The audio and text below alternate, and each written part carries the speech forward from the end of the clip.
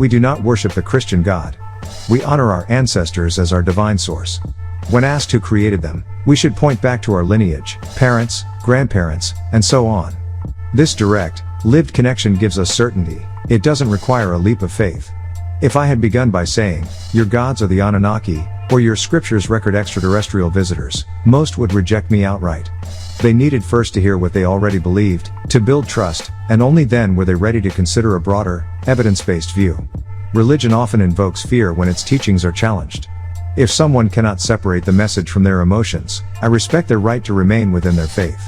My role is to present facts, invite scripture study, for example, checking Hebrew Strong's Concordance online, and let each person bear the burden of proof.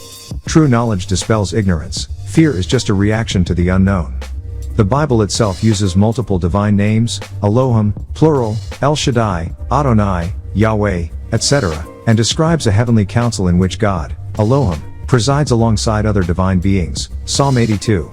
This plurality is hidden by English translations but is clear in the original Hebrew and Greek texts. Scholars have noted multiple strands of tradition woven into the Hebrew Bible, often labeled by letter names, J for Jahist, E for Elohist, P for priestly. In passages like Genesis 11, the Tower of Babel, and Genesis 3, the Eden narrative, you can detect two divine perspectives or voices in conversation. The J tradition refers to God as Yahweh, often portraying a more intimate, anthropomorphic deity. The E tradition uses the title Elohim, sometimes emphasizing a transcendent, majestic aspect. When these editors combine their sources, you witness alternating divine speeches and theological emphases, suggesting two complementary but distinct conceptions of the divine unified into a single text. Sumerian myths describe two major deities among the Anunnaki, Enlil, the wind god, and his brother Enki, the water god. According to ancient Mesopotamian tablets, Enlil presided over the earth and brought order, but could be capricious and harsh toward humankind. Enki represented wisdom and life, often intervening to save humanity. In the Genesis 11 account, the divine council says, "Let us go down and confuse their language." Some researchers propose that this echoes the Sumerian meeting of gods atop their assembly, Enlil and Enki debating human destiny. In this framework, the confusion of tongues signals a theological battle. Enlil seeks to limit human power, while Enki's creativity spurs human ingenuity. Mesopotamian epics introduce Anu, the sky god and head of the pantheon. When Anu descends to earth, he unites with an already resident goddess known as Ninmah, also called Ninkursag or the mother of all living. Some later interpretations label her draconian or reptilian, though Sumerian art portrays her as human-like with symbolic snakes. Their union produces the firstborn, often identified as Enki. Ancient tablets also mention two classes of insectal or reptilian gods, Mus, evil reptilians, malevolent and associated with war and chaos. Muadu, benevolent reptilians, guardian figures guiding human craft and agriculture.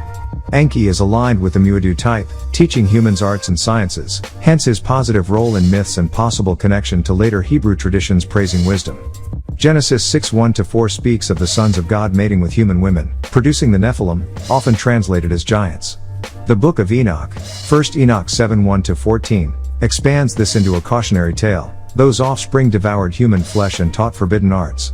These myths portray a dark side of divine human hybrids, predatory, cannibalistic, and ultimately deemed evil. The Hebrew text condemns their behavior, urging separation from such corrupting influences. In any tradition, the credibility of a teacher rests on three pillars: author, who wrote the source and with what credentials; authority, what transmission lineage guarantees its integrity; authenticity, how faithfully does the teaching reflect its origin. When encountering modern authors, for example, Melchizedek or Dr. Malachi York, it's prudent to consult their primary works directly rather than rely solely on secondary summaries. Compare their claims against established scholarship and the longer historical record. Ask pointed questions about their methodology and sources, and, if possible, verify by returning to the original teacher or text. The concept of the mind's eye emphasizes how perception shapes reality. Two sensory streams inform consciousness: light, via the eyes, and sound, via the ears. These inputs calibrate the human matrix, our physical and mental constitution. Hair also functions as a receptive organ, akin to antennae. Follicles detect atmospheric ions and electromagnetic fields. They channel subtle energies into our nervous system. The health of this system depends on proper nutrition, environment, and alignment with natural rhythms, sunlight exposure, unpolluted air, and balanced diet, to maintain optimal antenna function and clarity of mind. They say you shouldn't cover a newborn's head, because at birth the baby's body is desperate to absorb as much energy, light, from the sun as possible. Let the sun pour its energy down. Fear of the sun is a construct of those whose ancestors worshipped a deity who created the heaven and the earth, and called the light the sun. They made Adam and Eve, placed them under that same sun, and yet turn around and teach us to hide from it. How could the humans they created not thrive naturally under the light they themselves ordained? It makes no sense. These teachings reveal their deficiency. Think of your hair as an antenna for light and vibration. If you chemically straighten or perm it, male or female, you not only destroy the hair's protein, you poison the scalp. That alters your antenna, disrupting the signals your brain sends and receives. Contacts do the same. Anyone wearing them has infused foreign DNA into their body, and so can no longer take in the sun's rays properly.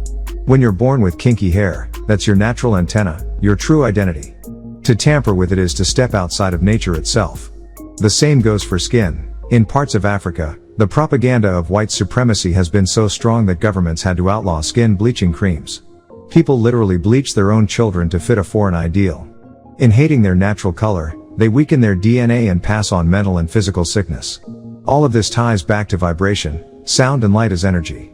To live well, you must know yourself, your hair, your skin, your digestion. No two bodies process food the same way. If you eat something and it makes you sleepy, you already know it's not giving you energy. You don't need someone else to tell you.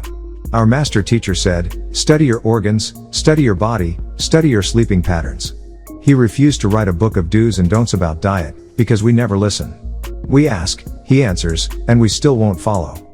Modern life warps our natural rhythm. Soon it will be time to spring forward and fall back again, man's attempt to perfect time itself. We keep adding and subtracting milliseconds from the world clock as if we have the authority to tamper with nature.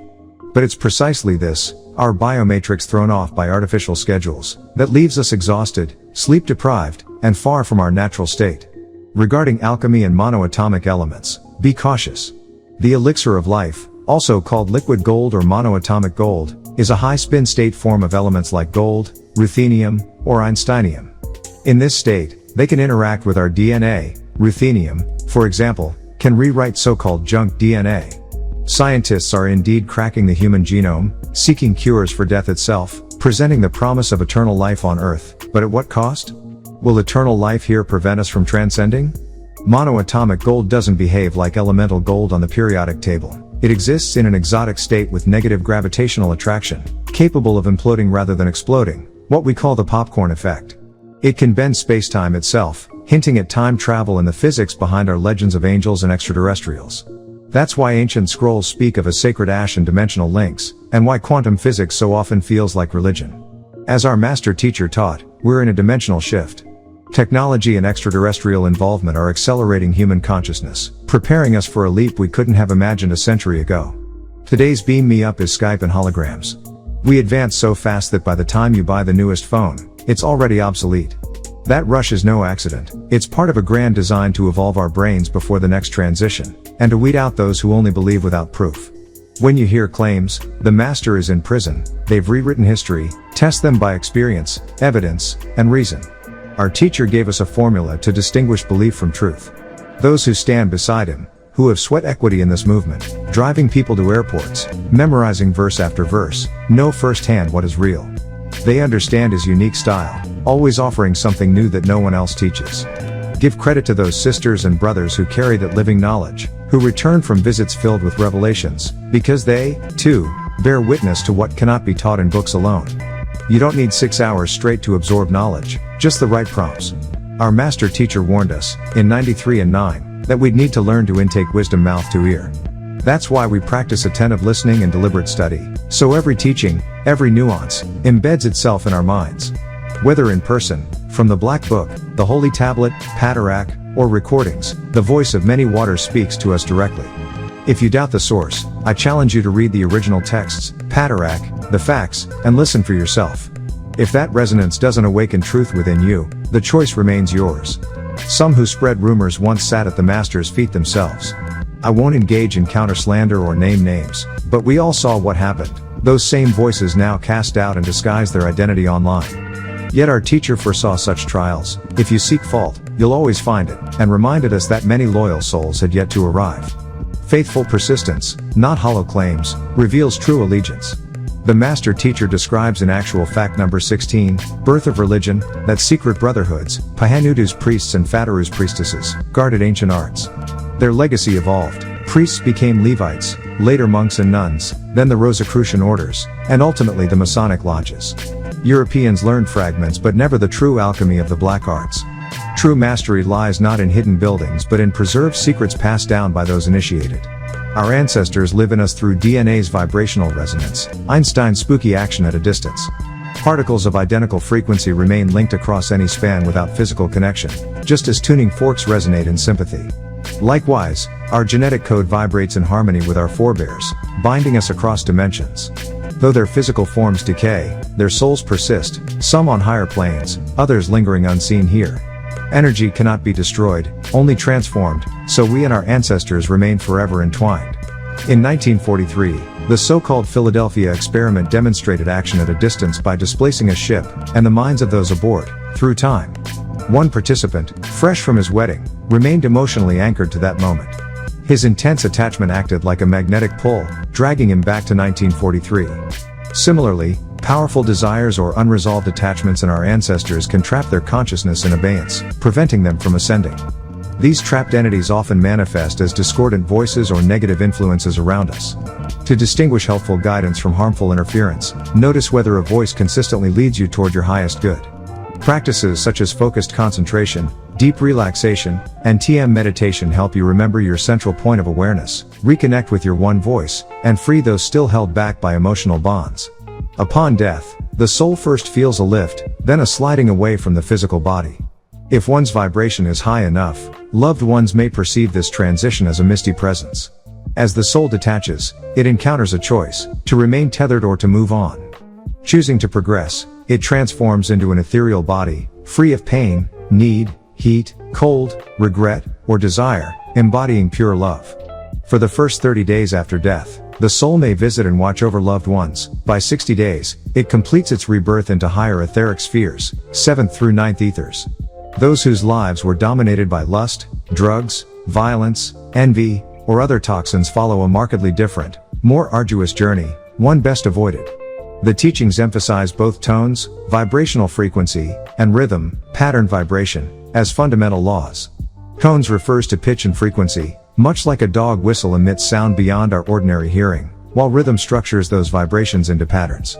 Hermetic axioms teach that the mind is all, and everything vibrates, so mastering both tone and rhythm aligns one with higher vibrational states. When ancestral spirits exist on higher planes, their tones resonate beyond our physical frequency.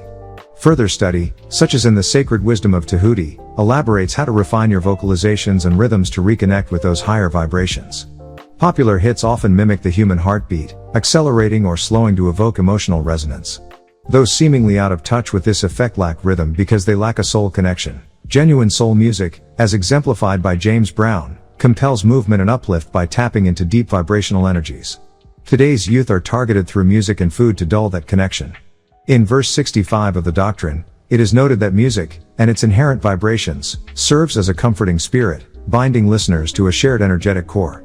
Whether in a nightclub or church, people seek that vibrational fix that unifies body, mind, and spirit.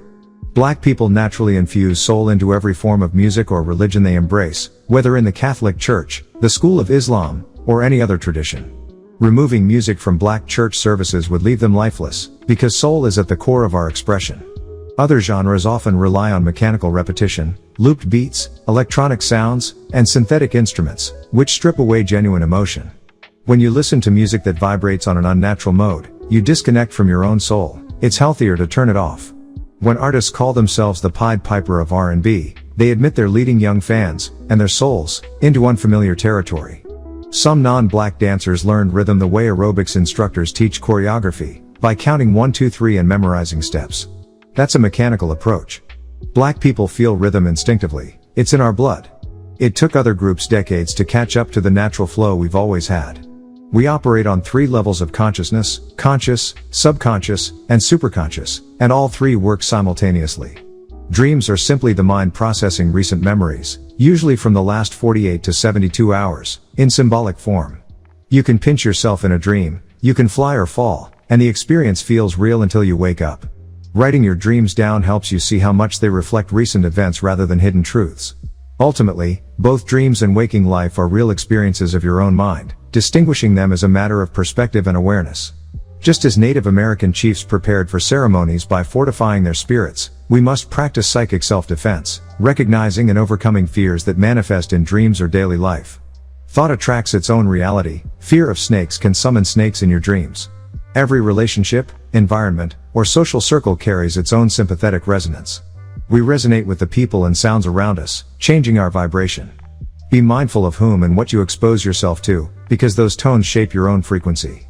Every alteration to your body, piercings, tattoos, implants, is recorded on a metaphysical level. Excessive modification can bind you more tightly to material dimensions and unintended influences. Approach body art with caution and intention. In physics, quantum refers to the smallest discrete unit of any physical property, such as energy or angular momentum. Quantum mechanics studies how these indivisible packets behave, especially at the atomic and subatomic scales, revealing that properties once thought continuous actually change in steps or quanta. Context matters greatly. In one context, quantum may describe energy levels in an atom. In another, it may refer to quantum fields or quantum information.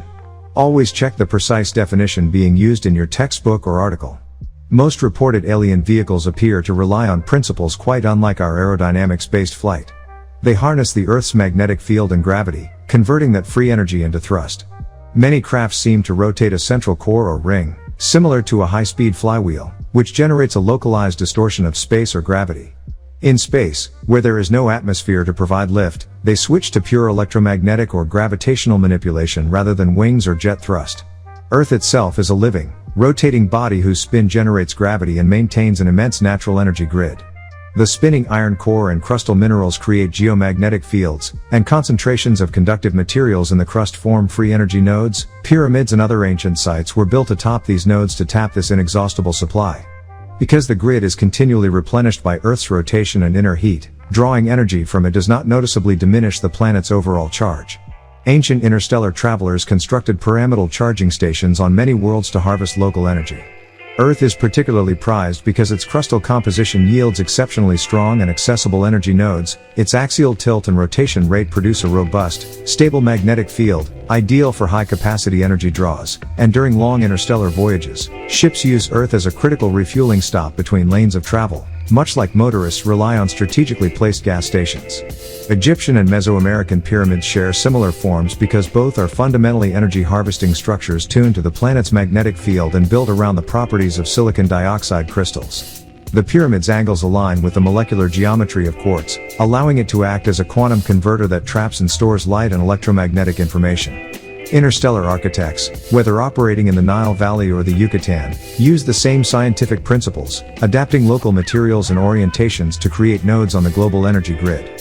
Multiple groups arrived on Earth over different eras, each bringing their own building traditions and technologies, yet all converging on the pyramid form because it best suited large-scale electromagnetic coupling. The Anunnaki, also called Anakim or Anakim, were a bloodthirsty race mentioned in ancient Sumerian and biblical records. Other lineages such as the Elohim and various interdimensional visitors came for resources, biological experiments, or energy harvesting.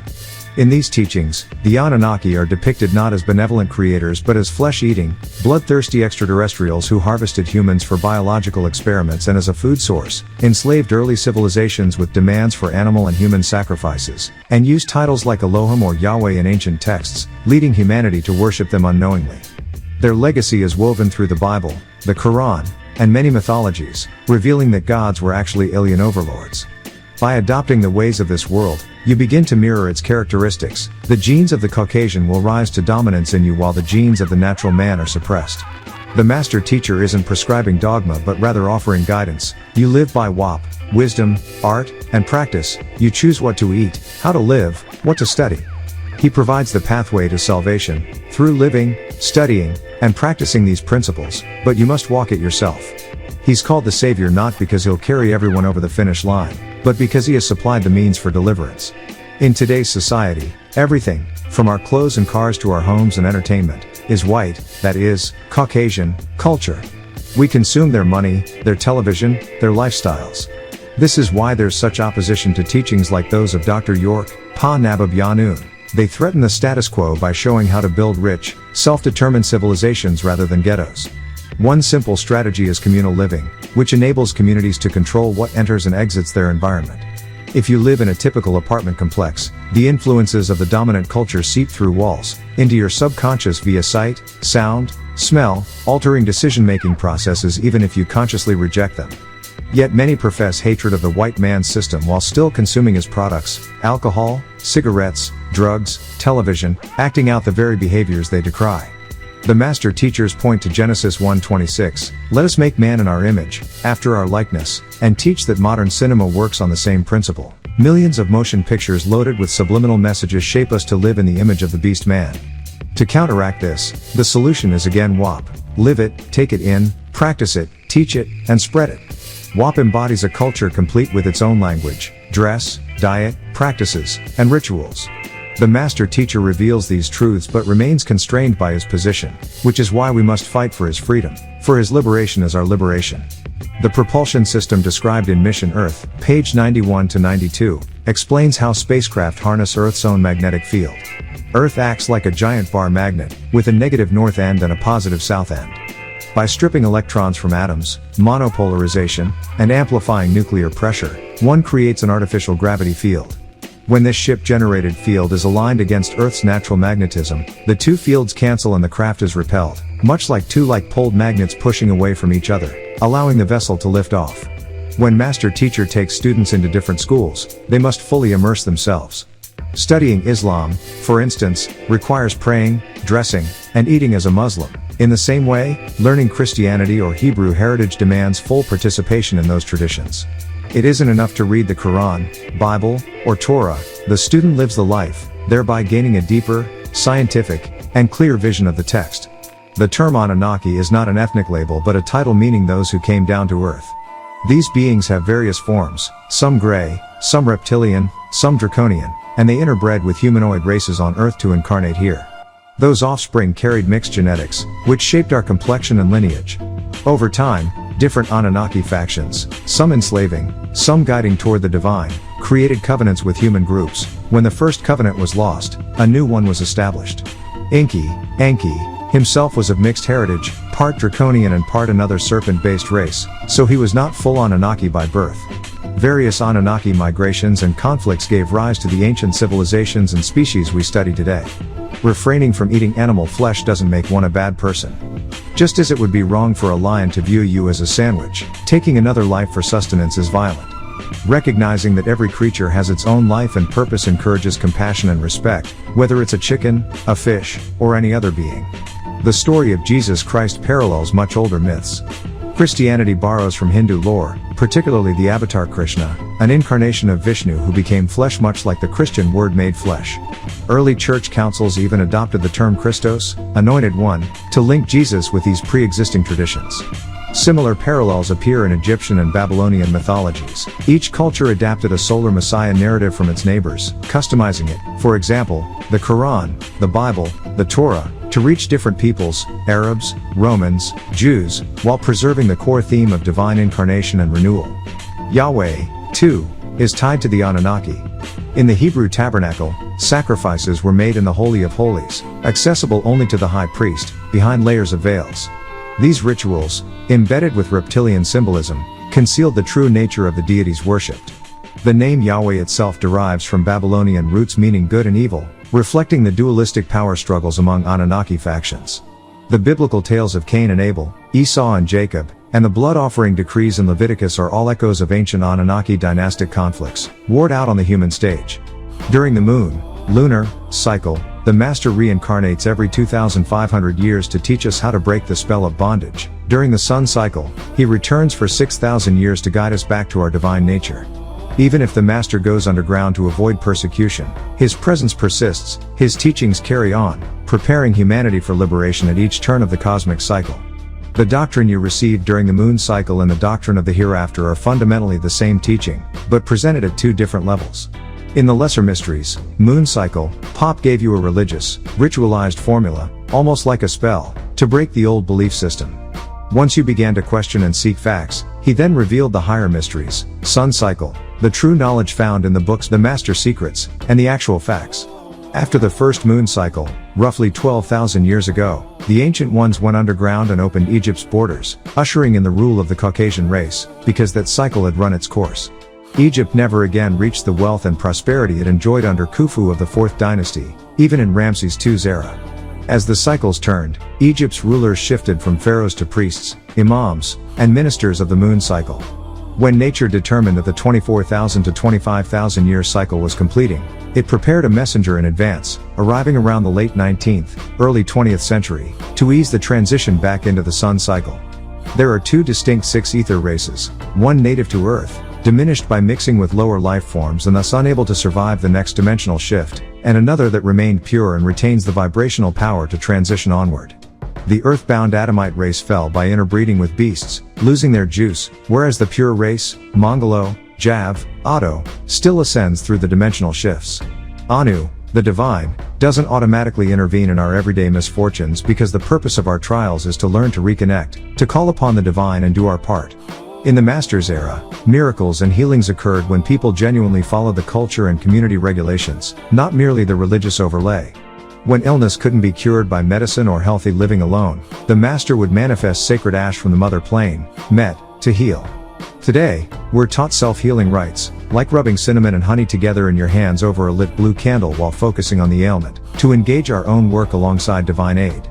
The most honorable Elijah Muhammad lives on the mother ship, as confirmed in the holy tablets. He is present in the krill, extraterrestrial, form, though the exact details of his appearance have not been fully disclosed. No universal diet fits everyone, because each individual's genetic makeup, allergies, and deficiencies differ.